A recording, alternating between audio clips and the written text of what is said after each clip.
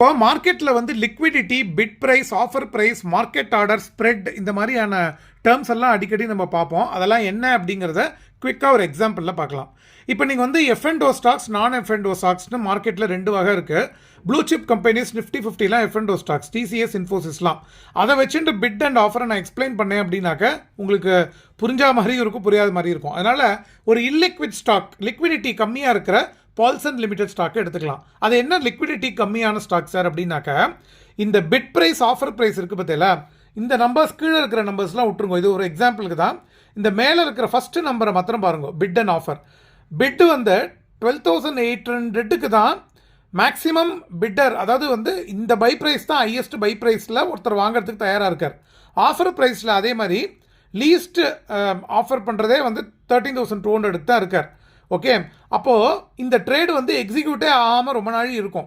இதுக்கு பேர் தான் இல்லிக்விட் ஸ்டாக்னு பேர். ஏன்னா இந்த இல்லிக்விட் ஸ்டாக்கில் ஸ்ப்ரெட் வேல்யூ பார்த்தேன் அப்படின்னாக்கா offer price minus bid price divided by offer into 100, அதாவது பர்சன்டேஜ் போட்டேன் அப்படின்னாக்கா 3% வருது. இது மாதிரிலாம் இருந்ததுனாக்க இது வந்து ரொம்ப இல்லிக்விட் ஸ்டாக்னு அர்த்தம். இதுவே நீங்கள் வந்து TCS, இன்ஃபோசிஸ்லாம் போய் பார்த்தேன் அப்படின்னாக்கா பிட் ப்ரைஸ்க்கும் ஆஃபர் ப்ரைஸ்க்கும் 0.25 பைசே, 0.5 பைசே அப்படி தான் டிஃப்ரென்ஸ் இருக்கும். அதனால் வந்து அது ட்ரேட் எக்ஸிக்யூட் ஆகிட்டே இருக்கும். அதனால் டெய்லி டேர்ன் ஓவர் ஜாஸ்தி இருக்கும். இந்த மாதிரி பால்சன் மாதிரி இல்லிக்விட் ஸ்டாக் வந்து லிக்விடிட்டி இல்லைன்னு நம்ம சொல்கிறதுக்கு அதுதான் மீனிங். பிட் ப்ரைஸ், அதாவது ஆஃபர் ப்ரைஸ் மைனஸ் பிட் ப்ரைஸோட ஸ்ப்ரெட் வேல்யூ வந்து எனக்கு ஜாஸ்தி இருக்கும் பர்சன்டேஜ் மூலமாகவும். அந்த ரிலேட்டிவ்லி எவ்வளோ அமௌண்ட்டோ அந்த அமௌண்ட்டும் ஜாஸ்தி இருக்கும்.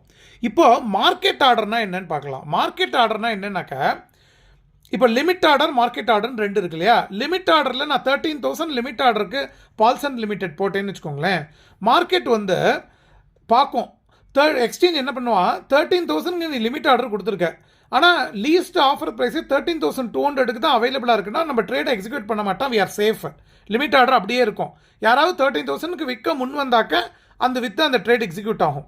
இதுவே நான் மார்க்கெட் ஆர்டர்னு போட்டு இந்த பால்சனை நாளைக்கு கிளம்புற போய் வாங்கினேன்னா, இந்த மாதிரி ஒரு செட்டப் இருந்து நான் வாங்கினேன்னா 13,000 லிமிட்லாம் போடாமல் மார்க்கெட் ஆர்டர்னு போட்டேன்னாக்கா எக்ஸ்சேஞ்ச் வந்து த லீஸ்ட் அவைலபிள் ஆஃபர் 13,200க்கு எனக்கு எக்ஸிக்யூட் பண்ணி கொடுத்துருவாங்க. அதை அப்போ அது வந்து நம்மளுக்கு ரொம்ப ரிஸ்க் ஆகிடும். லிக்விட் ஸ்டாக்ஸில் வந்து எப்போவுமே மார்க்கெட் ஆர்டர் போடக்கூடாது. ஆனால் F&O stocks, TCS, Infosys, Bajaj ஃபினான்ஸ்லாம் நீங்கள் தாராளமாக வந்து என்ன போடலாம், மார்க்கெட் ஆர்டர் போடலாம். எனக்கு அந்த ஸ்ப்ரெட்டு வந்து பெரிய டிஃப்ரென்ஸ் இருக்காது. ரெண்டாவது ட்ரேடிங் வால்யூமும் ஜாஸ்தி இருக்கும். இதுதான் வந்து quick definition about liquidity, bit, offer, market order, spread இதெல்லாம் நம்ம பார்த்துருக்கோம். இப்போ தேங்க்யூ.